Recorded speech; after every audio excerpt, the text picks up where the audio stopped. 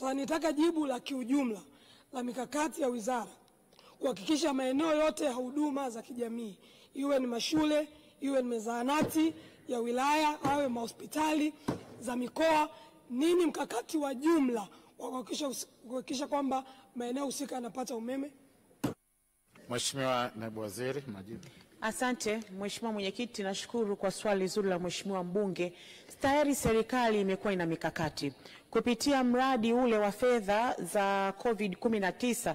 Tulishaanza mkakati kupitia mradi wa zile fedha za COVID.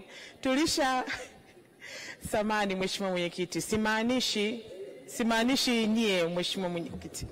Kupitia mradi huu wa fedha zile za COVID-19, serikali iliweka mkakati wa kupeleka umeme kwenye taasisi, na kwa kweli tumekuwa tukifanya hivyo na tulishafikia zaidi ya taasisi 3000, vituo vya afya, pampu za maji, lakini tumekuwa tuna mradi mahususi wa kupeleka umeme katika maeneo ya kuchagiza shughuli za kiuchumi kama migodi midogo, pamoja na maeneo ambayo yanasaidia wananchi katika kuimarisha shughuli zao za kiuchumi. Kwa hiyo mkakati wa mwanzo ulishaanza, lakini kwa miradi ambayo inaendelea, mkakati mahususi pia ni kuhakikisha tunavyopeleka umeme kwenye vijiji na vitongoji, basi tunaanza kupeleka umeme kwenye taasisi husika zilizopo katika vijiji pamoja na vitongoji, ili kwa ajili ya kurahisisha huduma kwa wananchi, huduma za kijamii ikiwemo vituo vya afya, lakini vile vile huduma za kielimu katika mashule, lakini kama kuna pampu za maji pamoja na migodi midogo na maeneo yote ambayo yanaongeza uchumi katika jamii husika. Nimhakikishie Mheshimiwa mbunge mikakati ipo, tulishaianza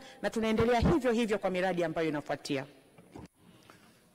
Asante sana Mheshimiwa Naibu Waziri Wizara ya Nishati kwa kujibu maswali ya wabunge kwa ustadi mkubwa kwa niaba ya serikali.